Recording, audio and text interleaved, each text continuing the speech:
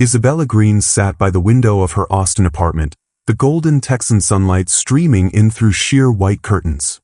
Outside, the humming city buzzed as usual, distant honks, laughter from the street below, a busker playing acoustic guitar in the park across the street. But inside all was still. The hardwood floors, minimalistic furnishings, and perfectly organized desk reflected the woman who lived there, composed, efficient, grounded. At 30, Isabella had built a life of order and clarity, one forged not from privilege but from painstaking discipline. A senior financial analyst at one of the top firms in downtown Austin, she was known for her sharp mind and unwavering reliability. Clients trusted her, colleagues respected her, and supervisors leaned on her during high-stakes projects. Yet, few understood the quiet pressure that pulsed beneath her calm surface, the legacy of being the responsible one in a family that had long taken her strength for granted. She hadn't always been this contained. As a little girl growing up in the leafy suburbs of Round Rock, Isabella had wanted nothing more than to make her parents proud. Her father, Samuel Green, a stoic former engineer turned math teacher, expected excellence. Her mother, Diana, a warm but often distracted woman, had dreams of artistry that faded into housework and PTA meetings. Their attention was scarce and always in demand, but it flowed freely toward one person, Scarlett. Scarlett, 3 years younger, had been the family's firecracker. Impulsive, creative, and endlessly adored, she lived in a whirl of ballet recitals, art fairs, and whims that came and went like Texas thunderstorms. When she cried, their mother's arms were always open. When she failed, their father's wallet was always there. And when she changed her major, again and again and again, it was met with concern, never reproach. Isabella, meanwhile, brought home straight A's, won debate competitions, held part-time jobs, and, somehow, learned how to iron her own clothes by 12. She didn't resent Scarlett exactly. But she learned early that responsibility wasn't just encouraged, it was expected, from her and no one else. She remembered a moment with vivid clarity, one of those seemingly minor events that branded itself on her memory. It was the summer she turned 16. Scarlett had just turned 13, and their parents had decided to take a weekend trip to Galveston. Scarlett wanted to see the ocean. Isabella had a summer course and a shift at the public library. She asked if they could go another weekend, but her mother gently shook her head. "You're so mature, sweetie. We trust you to hold the fort." So while her sister built sandcastles and laughed in vacation photos, Isabella microwaved lasagna and locked up the house at night alone. It wasn't punishment, it was trust, her parents would later say. And for years, Isabella carried that trust like armor and chain alike. After high school, she won a partial scholarship to the University of Texas and filled in the gaps with a schedule packed with tutoring gigs and late-night waitress shifts.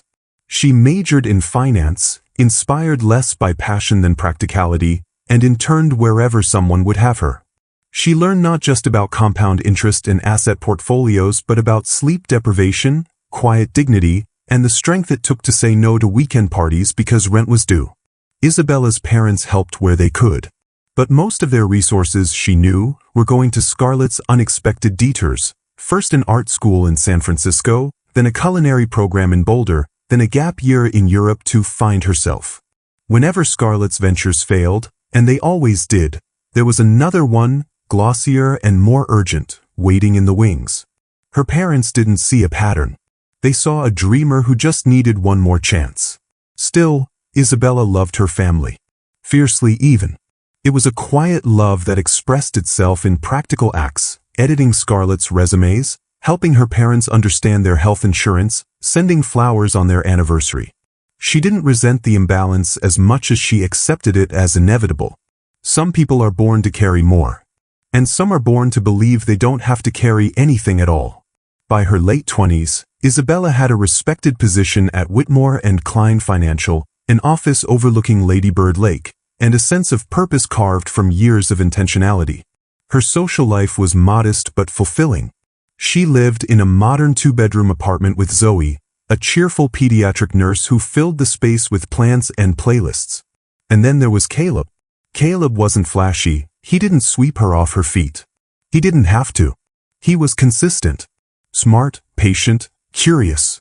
A software engineer who liked puzzles and sourdough baking, and who never once asked her to be less intense, less structured, or less herself. Their relationship unfolded like a well-written novel, each chapter more meaningful than the last. And yet, even in this carefully built life, Isabella sometimes felt the echoes of her old role. It surfaced when Scarlett called in tears about a failed business pitch. It bubbled up when her mom sent guilt-tinged texts about missing family dinners. It swirled when she visited her childhood home and saw, hanging above the fireplace, the framed watercolors Scarlett had painted, while Isabella's hard-earned academic trophies gathered dust in the attic. One evening, as the amber hues of dusk filled her kitchen, Isabella sat with Caleb over a glass of wine and spoke a truth she'd never voiced aloud. "I think I was raised to be their plan B," she said, her voice a near whisper. Caleb looked at her, quiet but alert. He didn't rush to respond. Just reached across the table and squeezed her hand.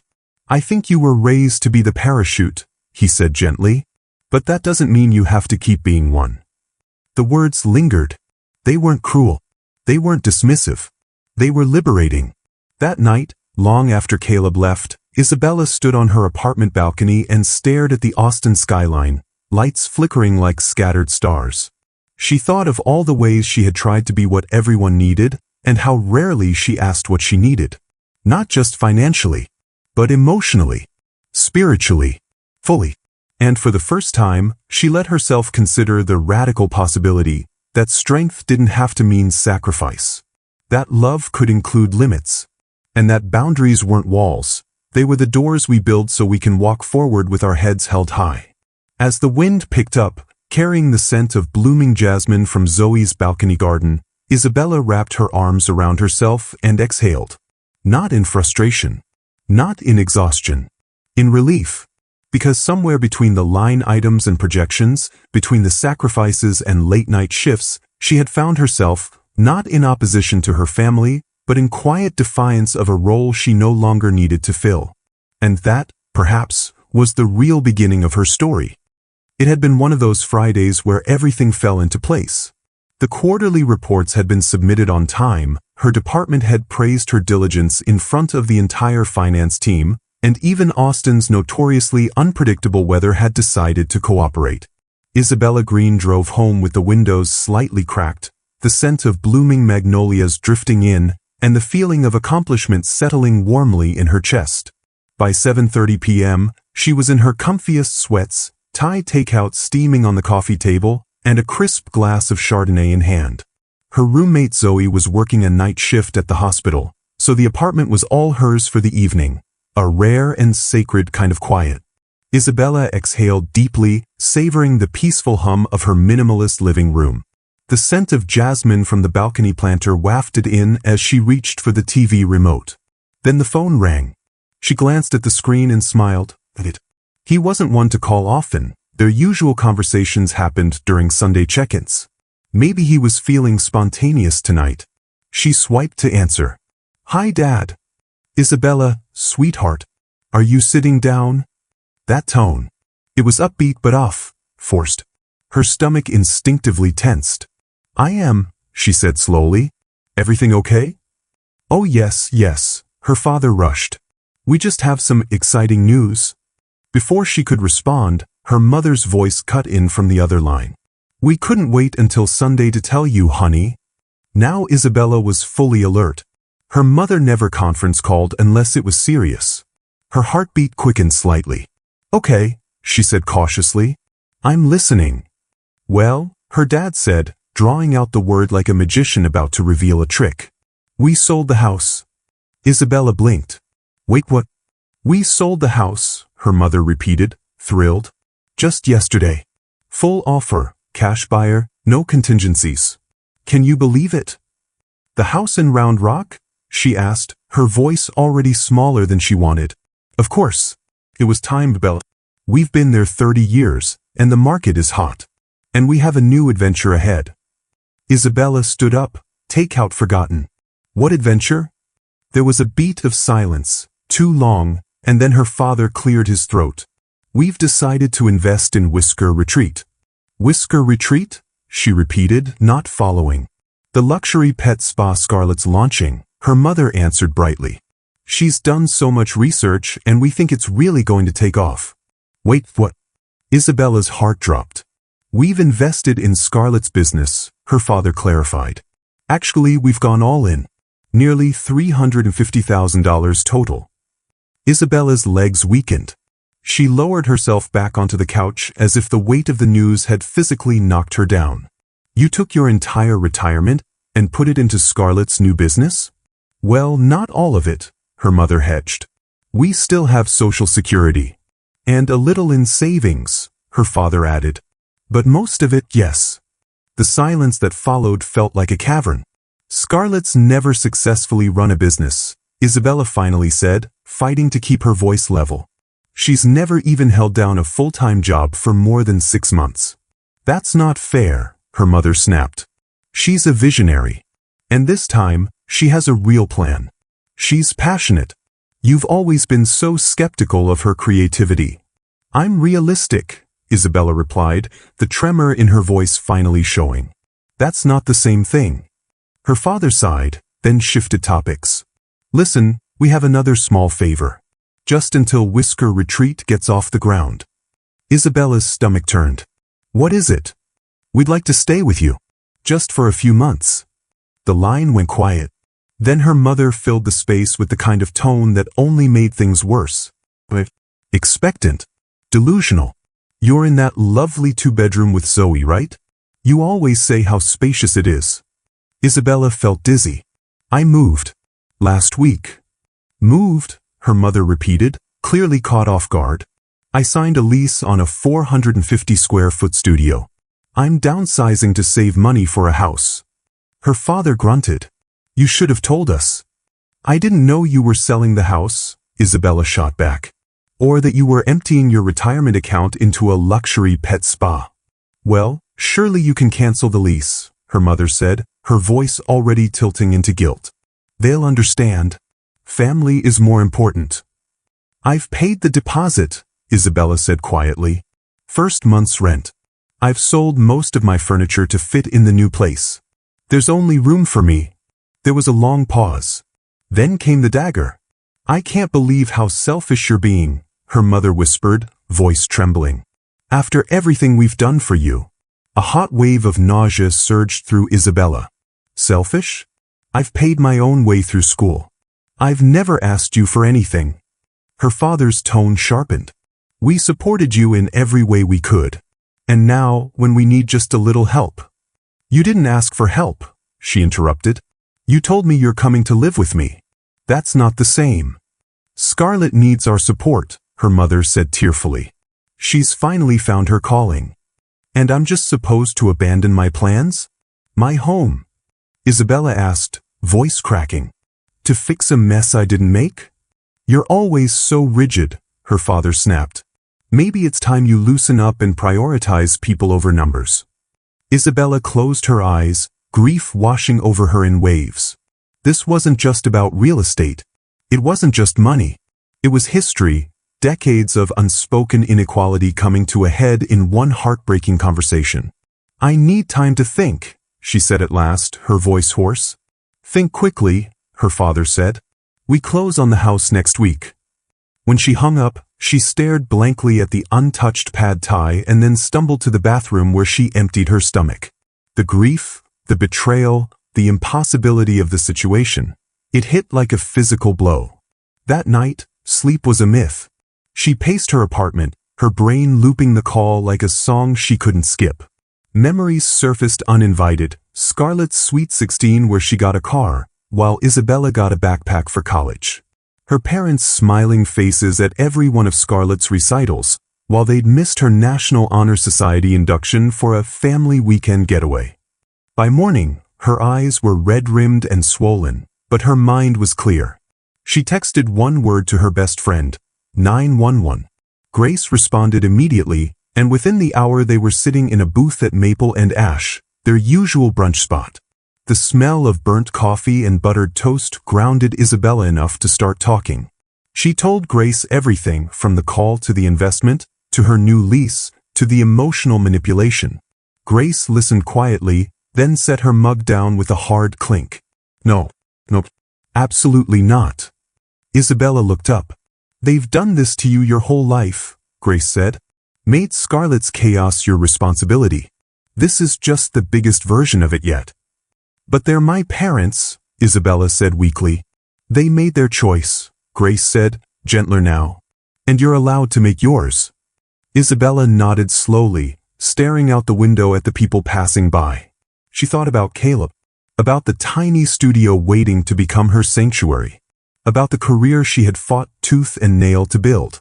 And suddenly, beneath the ache in her chest, she felt something stronger than guilt. Resolve. By Sunday morning, Isabella felt like she was living inside someone else's life, an unstable, surreal version where the foundation beneath her feet shifted with every passing hour. The call from her parents had fractured something deep inside, something she'd spent a lifetime fortifying, her sense of control. Her apartment no longer felt like a place of safety. The familiar art on the walls, the methodically organized bookshelf, even the comforting scent of lemon-scented candles, none of it could drown out the echo of her mother's voice calling her selfish. That word clung to her, acidic and persistent, like smoke after a fire. She was still sitting at her dining table, half-empty glass of wine in hand, when her phone lit up again. Her fingers hovered over the screen. She considered letting it go to voicemail, but old instincts were hard to silence. She answered, "Hi, Mom." "Oh, honey." Her mother's voice was already trembling. "I didn't sleep all night. Just thinking about how cold you were to us." Isabella closed her eyes, inhaling sharply. "Mom, I didn't mean to be cold. I was shocked. You know," her mother continued, ignoring her, "your father and I have always done everything for you girls. We sacrificed so much. And now, we're being punished for investing in your sister's dream." "Mom," Isabella said, trying to remain calm, "you didn't ask me. You told me. You sold your home, liquidated your retirement, and then assumed you could move in with me, without even checking if I had room. We thought you'd understand," her mother said, voice cracking. "You've always been the strong one, the reliable one." Isabella's jaw clenched. "So, because I've always held everything together, you assumed I'd do it again, even if it means sacrificing the future I've spent 10 years building?" There was a long pause. "Scarlett needs this chance," her mother said, switching gears. "She's finally passionate about something. The equipment she's imported, it's top of the line. $50,000 for the grooming stations alone. This isn't just some silly idea." Isabella felt her pulse spike. $50,000, she repeated, stunned. "You've already spent that much?" "It's an investment," her mother snapped, defensively. "The waiting area has these beautiful marble water features. It's going to be stunning."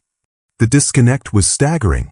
While Isabella was downsizing to save money for a modest first home, her sister was ordering Italian fixtures with her parents' retirement fund and expecting Isabella to foot the cost of their housing while they did it. After the call ended, Isabella sat motionless for several minutes. Then she texted Grace. "Emergency. Please. Brunch?" An hour later, they were at their usual table at the corner cafe in downtown Austin. The waiter brought black coffee and eggs Benedict. Isabella barely touched her food. "They really said you were selfish?" Grace asked, eyes wide with disbelief. "And then doubled down by telling me Scarlett already spent $50,000 on imported spa equipment," Isabella replied, her voice hollow. Grace swore under her breath. "What did you say?" "That I couldn't take them in. That I didn't have the space, even if I wanted to." Isabella stared at her mug. "But they don't hear that. They only hear that I'm not dropping everything to fix their crisis." Grace reached across the table, placing her hand over Isabella's. "This isn't your emergency to fix. You didn't sell their house. You didn't drain their savings. You didn't blow $50,000 on a marble fountain for poodles." Isabella's laugh came out sharp and sudden, a sound too close to a sob. "I've been the fallback plan my whole life," she whispered. "The one they never worried about because I always handled things. And now they expect me to undo their reckless decision. Again. You're not their safety net. Grace said firmly. You're their daughter, not their bailout fund. Later that evening, Isabella sat across from Caleb at their favorite quiet wine bar. He had taken one look at her face and known something was wrong. She told him everything. Caleb didn't interrupt. He listened, brow furrowed, thumb brushing slow circles against her knuckles as she spoke. When she finally finished, there was a long pause. I don't know what to do, Isabella admitted. They made such a huge mistake, and now they expect me to help without question. Like it's a given. Like I owe them. Caleb leaned back in his chair, thoughtful. You know, he said slowly, my uncle moved in with my parents after his divorce. Said it would be for 3 months. He stayed for almost 2 years. It nearly broke my parents' marriage. Isabella looked at him, eyes wide. I love your compassion, Caleb said gently. But you're not wrong to have limits. Wanting to protect your future, that's not selfish. That's smart. That's survival. The words sank into her deeper than she expected. For a moment, the noise in her mind dimmed. But if I don't help them, she began. You're still helping, Caleb said. You just have to decide how. Help doesn't have to mean letting them live with you. Help can be research, support, a loan if you're able. But you don't owe them your stability. Especially not when they gambled theirs on your sister's fantasy. She didn't reply immediately. Instead, she let the quiet settle between them. It wasn't a cold silence. It was grounding. So, that night, Isabella opened a new document on her laptop titled, Family Boundaries, Options and Next Steps. She listed everything she could do. Research short-term rental options near Scarlett Spa. Find affordable senior communities that accepted new tenants. Offer limited financial support, maybe $300 to $500 a month if needed. Then she listed what she couldn't do. Break her lease. Pause her house fund. Live in daily proximity to the emotional vortex her parents had become. The act of writing it down gave her clarity, tangibility, power. And for the first time since the Friday night call, she slept through the night. On a rainy Tuesday morning, Isabella Green sat cross-legged on her living room floor, papers strewn around her like fallen leaves. Her meticulously ordered life now resembled a crime scene. Receipts, spreadsheets, scribbled notes, and printed emails lay in disarray, a chaotic reflection of the emotional mess swirling inside her. The storm outside tapped against the windows like an impatient reminder, you can't outrun this. It had been 4 days since the call with her parents, and the aftershocks still hadn't settled. The initial anger had cooled into a heavy, aching sort of clarity. She hadn't been sleeping much, but her mind wouldn't stop working. Every fact they had tried to bury under guilt, every assumption they made about her willingness to rescue them, it all kept circling back to one question she couldn't ignore anymore. Why do they think I owe them this? Isabella had spent her entire adult life carefully managing her time, emotions, and especially her finances. She was not impulsive. She didn't make decisions out of fantasy or fear. But something about the way her parents had assumed, without question, that she would pick up the pieces of their reckless choices had torn through her in a way she hadn't expected. She needed answers. And the first step was a phone call she wasn't sure she was ready to make. Vincent Rodriguez picked up on the second ring. Vincent speaking. Hi, this is Isabella Green, she said quickly. Scarlett's sister. A brief pause. Oh hi, yes. I've heard a lot about you. I hope I'm not catching you at a bad time, Isabella said, her voice a little too polite. I need to understand what's happening with Whisker Retreat. My parents have invested their life savings and I need some clarity. Vincent hesitated, his voice dropping slightly. I'm glad you called. That alone made Isabella's chest tighten. He exhaled. Look, I didn't want to overstep, but I've had concerns from the start. Scarlett's vision is ambitious, and I admire her passion. But we're not set up for success the way she thinks. Isabella's throat tightened. What do you mean? We've spent over $80,000 already, just on furniture, fixtures, and branding. Scarlett insisted on imported grooming stations, marble water features, designer uniforms. But we haven't even finalized vendor contracts for supplies, And the lease is more than twice our projected budget. And the kicker? There are 3 other pet grooming businesses within 2 miles. He paused. I've tried to talk her down. I've shown her data, market reports. But she brushes it off. Says she knows the vibe she's going for. Isabella closed her eyes. Vincent, do my parents know any of this? I don't think so, he admitted. Scarlett has kept them focused on the vision. The brand. Not the numbers. She thanked him, trying to keep the shake out of her voice. When she hung up, the silence in the apartment roared. Her parents had thrown their future into a fantasy. And they had done it on the word of someone who had never held a steady job, who now ignored financial warnings because they didn't fit the aesthetic. She needed one more piece to finish the picture. Martin Lewis, the family's longtime accountant, was warm but direct. He picked up on the first ring. Isabella, I was hoping someone from the family would reach out. Her breath caught. So you've heard?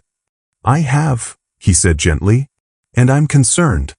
She hesitated, then asked the question she hadn't been ready to hear the answer to. How much have my parents given Scarlett over the years? Martin paused. Including the current investment? Yes. Over $425,000. Her heart slammed in her chest. That includes the $75,000 in loans they gave her over the past 5 years, none of which were repaid.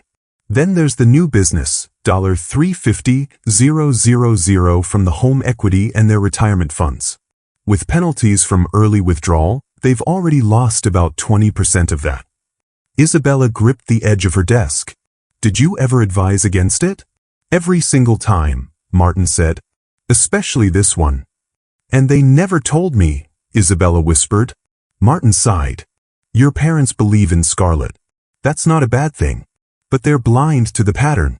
They think every failure was just bad timing or someone else's fault.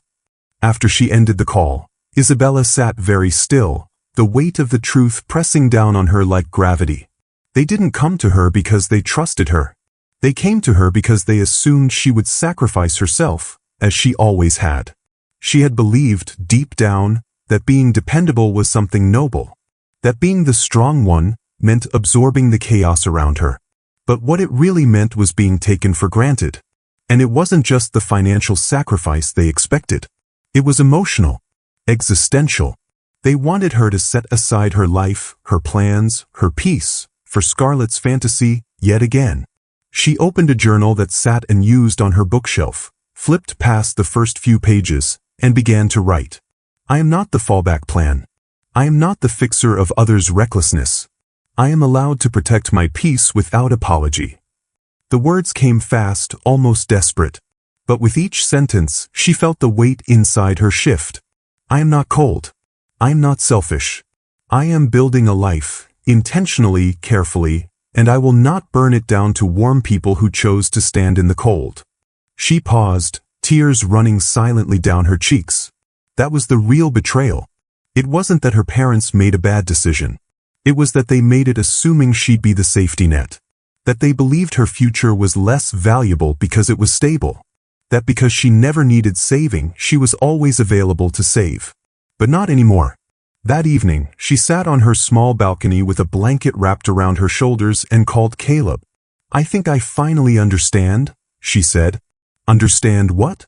That I've been trying to prove my worth by being useful, she said softly. But I don't owe them my life just because I've held mine together. Caleb didn't speak right away. I'm proud of you, he said finally. This is hard, but you're doing the right thing. Isabella exhaled, eyes fixed on the Austin skyline.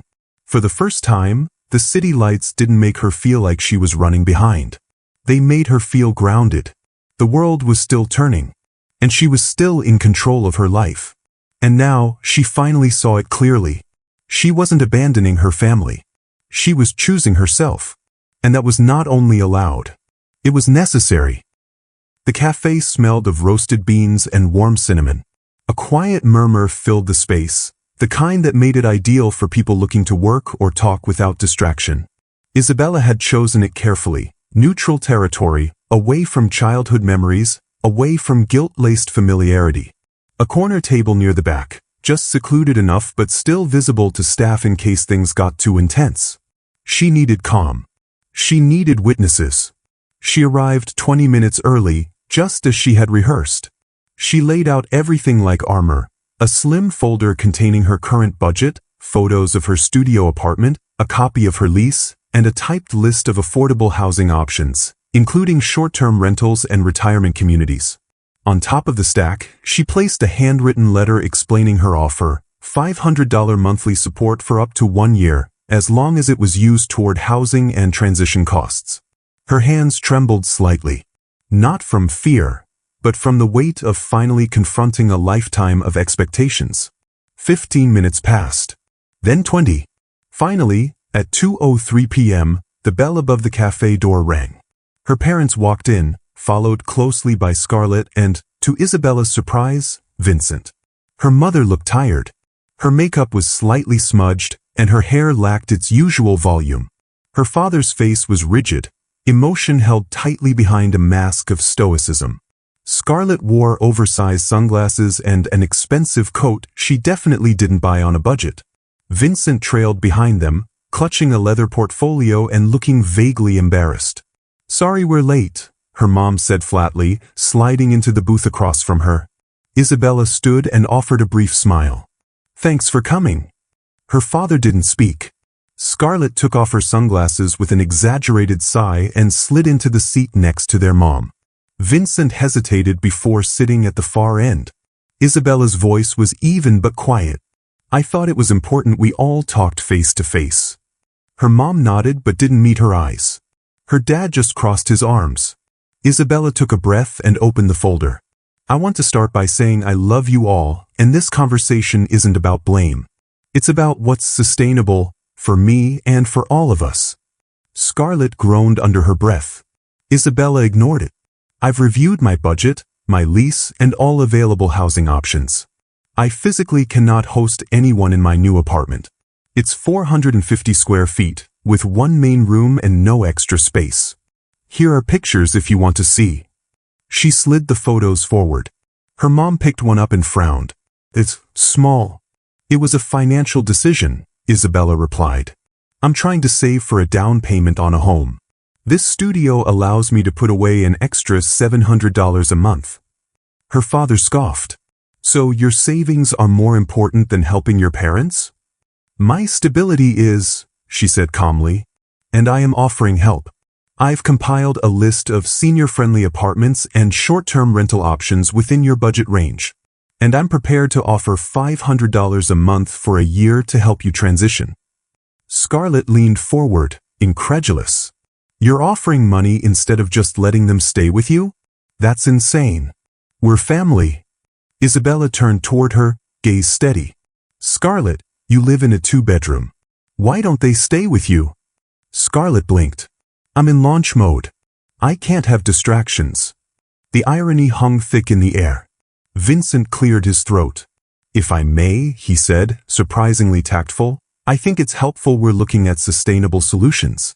Scarlett and I have been reviewing some financials and it's clear the business will take longer to turn a profit than we thought." "You said 6 months," their dad snapped. "Now it's what, 2 years?" Vincent winced. "That's the more realistic timeline. Assuming ideal conditions." Her mother's hands trembled slightly as she placed the photo back into the folder. "You said this would be our future, that we'd make our money back quickly." "We believed it," Scarlett said, suddenly defensive. "But no one could have predicted the plumbing issues or that groomers would quit before training even began." Her father's voice rose. "You told us this was the sure thing, Scarlett. We gave you everything. No one forced you to." Scarlett snapped. "Enough," Isabella said, louder than she meant.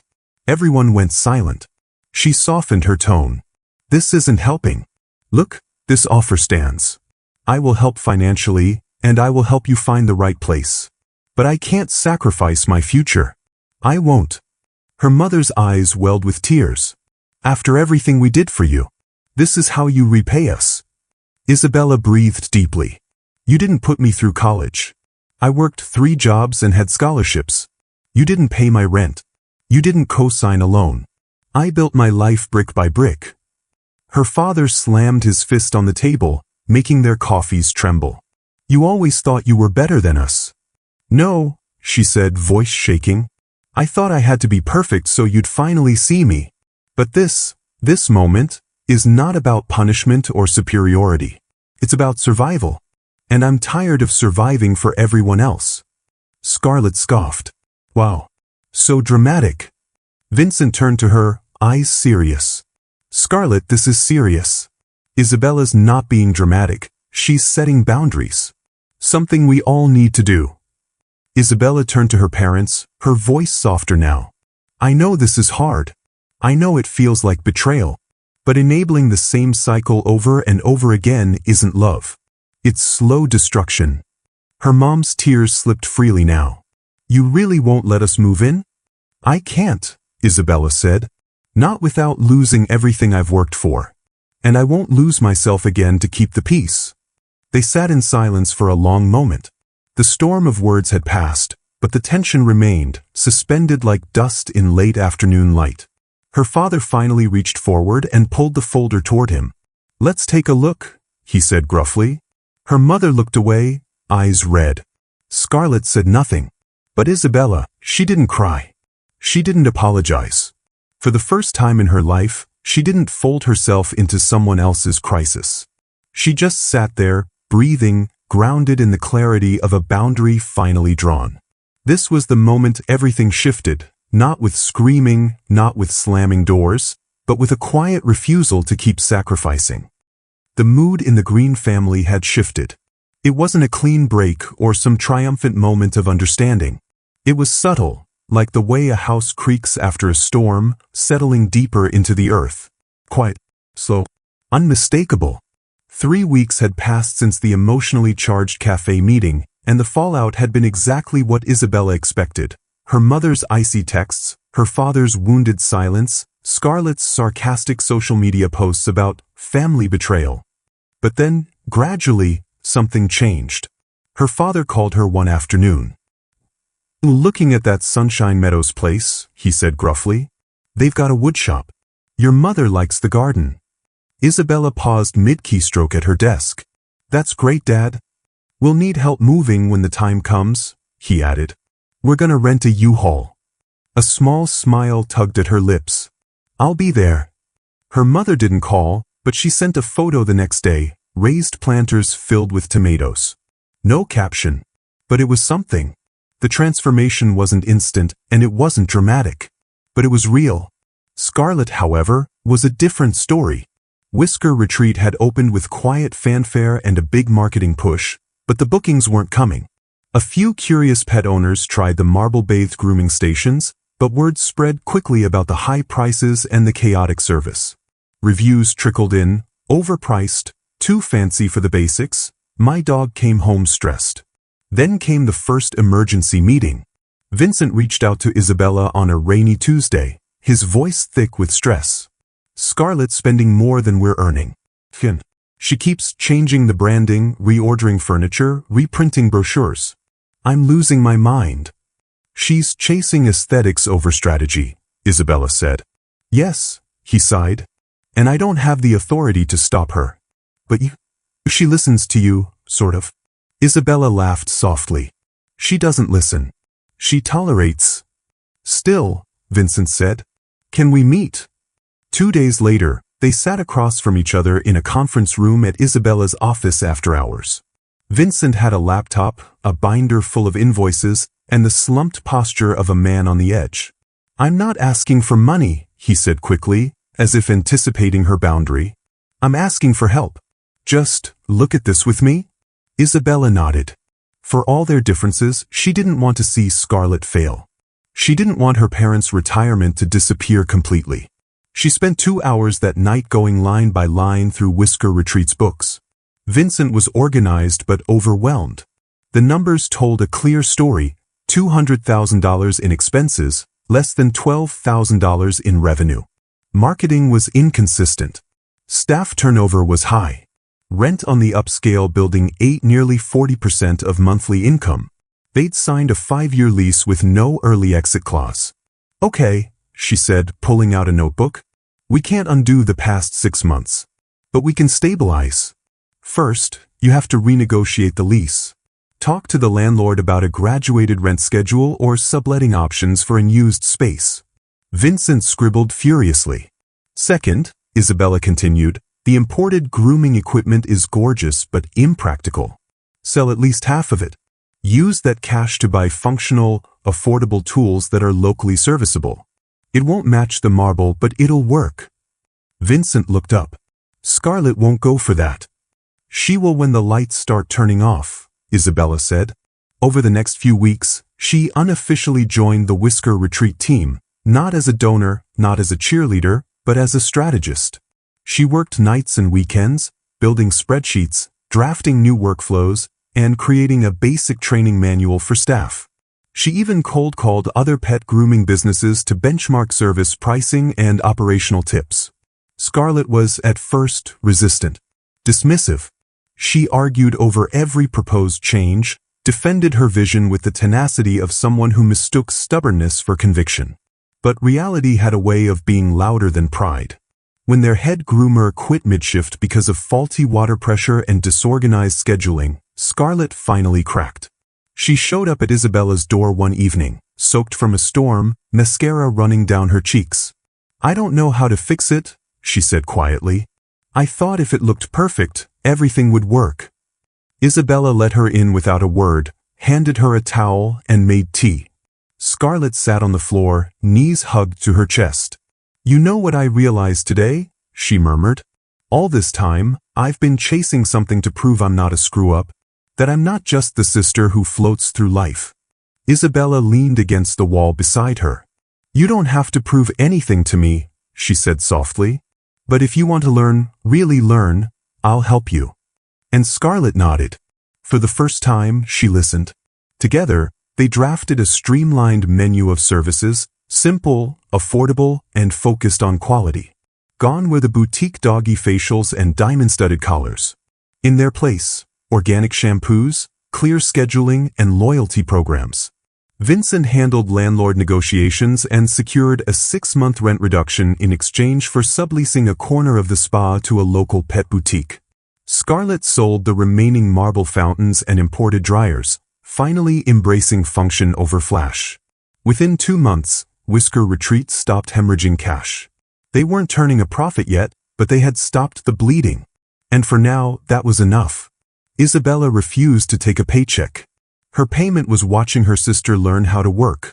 Not dream, not decorate, but work. It was watching her parents move into Sunshine Meadows and start weekly bridge nights. It was watching her own bank account slowly rebuild, untouched by guilt or obligation.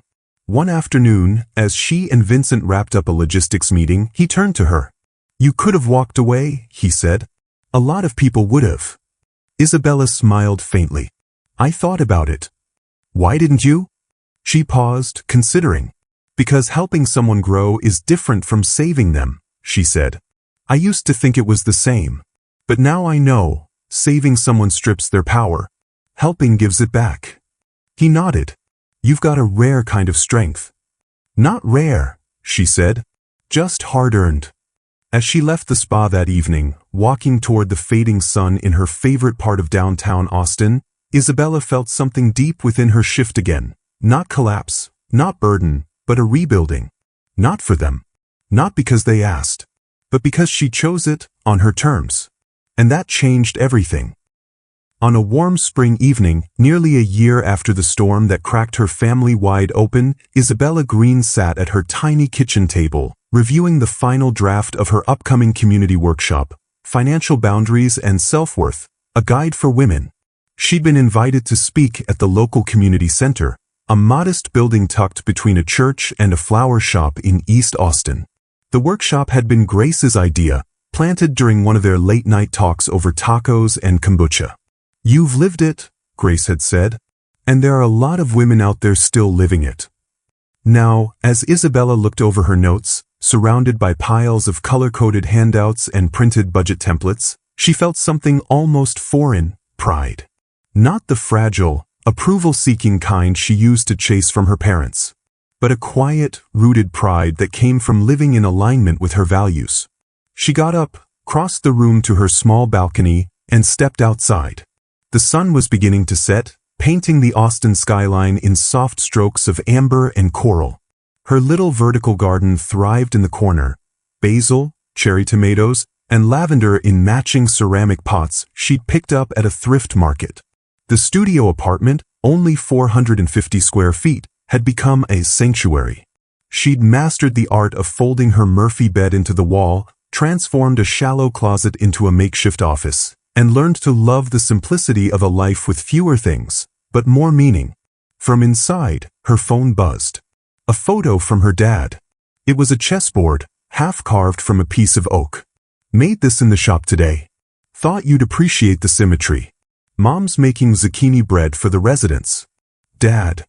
She smiled, her eyes welling unexpectedly. Sunshine Meadows, the senior living community she'd once feared would offend her parents' pride, had slowly become their haven. Her mother had joined the gardening club and started a weekly bakes and books circle. Her dad, reluctant at first, had taken to woodworking like it was something he'd been waiting his whole life to rediscover. The shift hadn't happened overnight. 4 months after moving in, her parents had remained distant, still bruised from the cafe meeting where she'd drawn her line in the sand. But bit by bit, the resentment gave way to understanding. And then something rare, acknowledgement. It came one Sunday afternoon, 6 months after the move. Isabella had brought them homemade quiche and a potted rosemary plant. Her mother poured tea, and her father, never one for small talk, looked at her over his glasses and said, "You were right. About Scarlett. About us. About everything."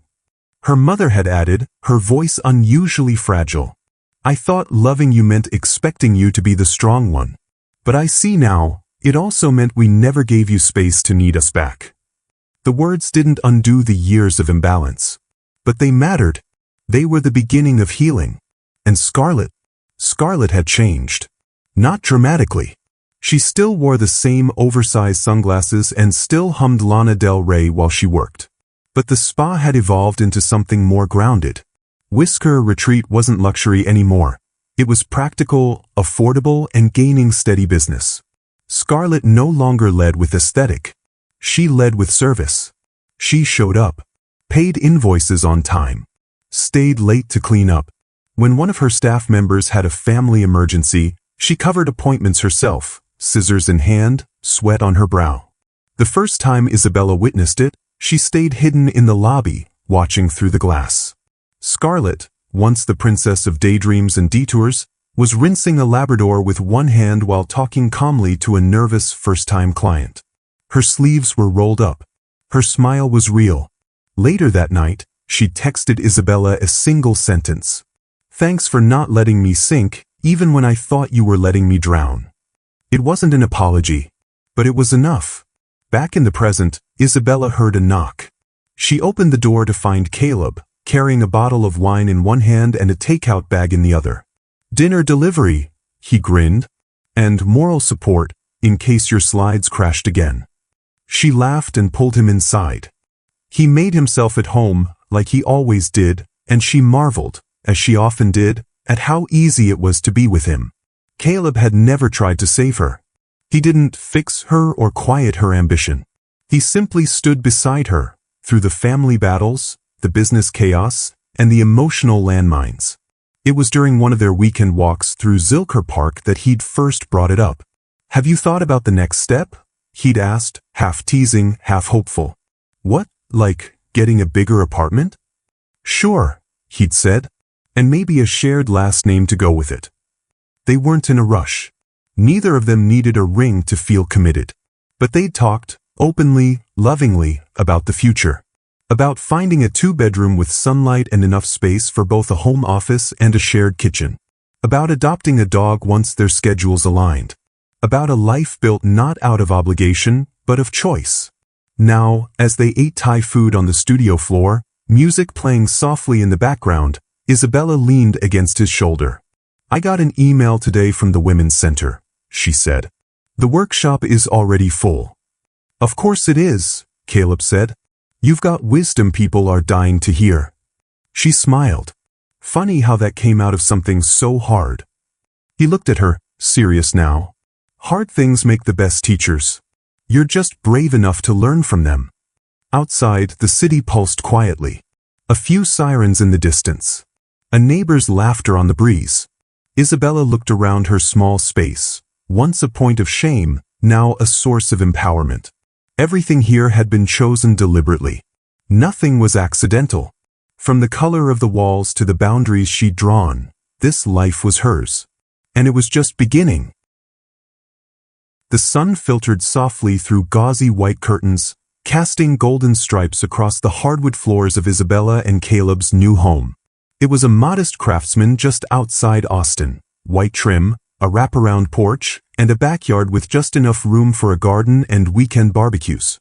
It wasn't flashy, but it was everything they'd hoped for, warm, intentional, and earned. 1 year had passed since that unforgettable family meeting in the cafe, the one that had cracked open years of unspoken imbalance. And in the time since, everything had changed. Not overnight. Not easily. But deeply. Scarlett was the first to shock them all. It came in a quiet text message on a Wednesday afternoon. I've decided to close Whisker Retreat. I can't keep pretending it's working. I'm sorry. Isabella had read the words 3 times, not out of disbelief but out of quiet awe. It was the first time Scarlett had publicly chosen reality over illusion, responsibility over entitlement. They met that weekend for coffee. Scarlett arrived early, a first, and hugged her sister tightly. I kept thinking if I worked harder, if I redecorated the lobby again or added some fancy dog yoga class, maybe it would all magically fix itself, she said. But I was just delaying the truth. I'm not cut out to run a business. Not like that. She paused, then added more softly, but I think I finally know what I want to do. Scarlett had always loved animals, but not in a superficial, fashion accessory kind of way. She'd volunteered at shelters in high school, bottle-fed abandoned kittens in the family garage, even nursed a wounded blue jay back to health one summer. I want to go back to school, she said, to become a veterinary tech. Not glamorous, but real. Useful. Isabella's throat tightened. That's actually perfect. Scarlett grinned. I've already found a program. Starts in the fall. She hesitated. I don't have enough saved. Not yet. I'll help with tuition, Isabella said immediately. I won't fund a fantasy, but I'll always support your growth. Scarlett didn't cry, but her voice wavered when she said, Thanks for believing in this version of me. It was the most grown-up conversation they'd ever had. Their parents, too, had evolved in ways Isabella never dared imagine. Samuel and Diana Green, once defined by control and silent expectations, had found a new rhythm in retirement. Sunshine Meadows turned out to be fertile ground not just for aging, but for reinvention. After a seminar Isabella encouraged them to attend, her father became involved with a community-led finance group. With decades of teaching under his belt and a cautionary tale of his own, he helped establish a peer-run initiative, Retire Right, a small but growing circle that educated local seniors on responsible investing and the risks of impulsive decisions. Meanwhile, her mother found her niche in organizing charity events for the residents, fundraisers for animal shelters, literacy programs, and community cleanups. She no longer tried to direct her daughters' lives but focused instead on contributing to others. I used to think retirement was about relaxing, she told Isabella one evening over tea. But I think it's really about releasing expectations, fears, illusions, and making space for whatever's next. That next arrived again in the spring, when Caleb knelt in their new backyard, ring in hand, surrounded by tomato plants and fairy lights. I know this house is ours, he said, but I want everything else to be ours too. Your future, your fights, your calm mornings, and your messy days. All of it. Will you marry me? Isabella didn't cry. She beamed. Yes. The wedding was exactly what they wanted. Intimate, honest, and simple. Held in the backyard of their home, with about 30 guests and a mix of chairs borrowed from neighbors, it was the kind of celebration where kids danced barefoot, the cake was homemade, and every moment felt deeply human. Grace gave the toast. Zoe brought flowers from the hospital garden. Caleb's mother read a poem, and Scarlett handled the playlist, quiet indie folk with no trace of drama. But the moment that truly stood still in Isabella's memory came during the reception, when her parents rose from their seats. Her father cleared his throat.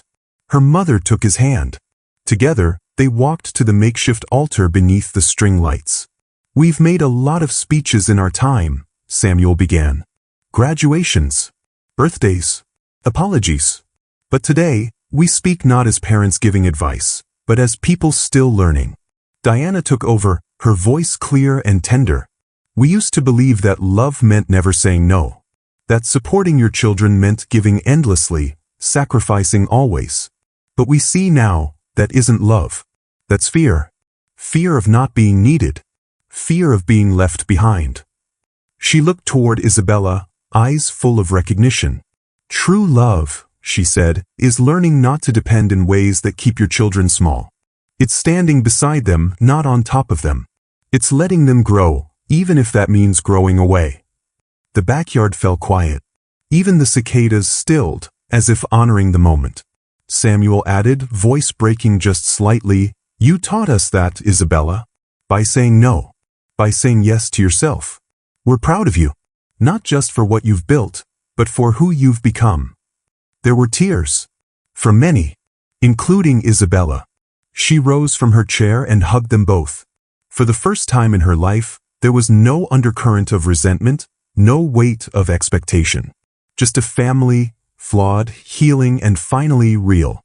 Later that night, after the last guest left and the candles flickered their final glow, Isabella and Caleb sat on the steps of their porch, shoes kicked off, hands intertwined.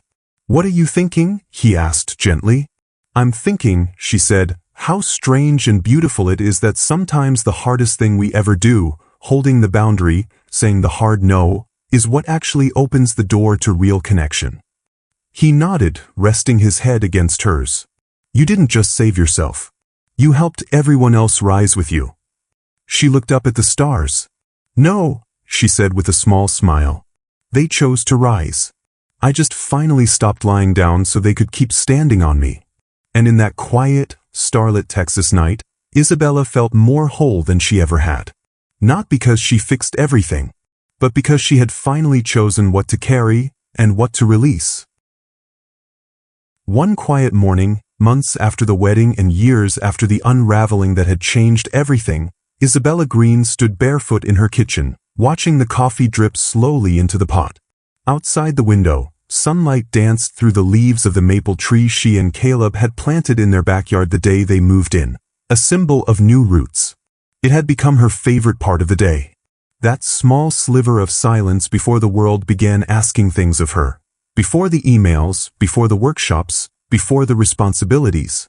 In that stillness, she remembered who she was, and how far she had come. From the outside, Isabella's life looked beautifully ordinary. A steady relationship, a warm home, a career she had crafted with care. But underneath that calm surface was a story carved by fire, of lessons that took years to understand and longer still to live. Because the truth was this. She had once believed love meant saying yes. Now she knew, sometimes love says no. It had taken a crisis to unearth that wisdom. A family thrown into chaos by poor decisions. A sister blinded by ambition. Parents who gave too much to one child and assumed the other would always be there to catch the fallout.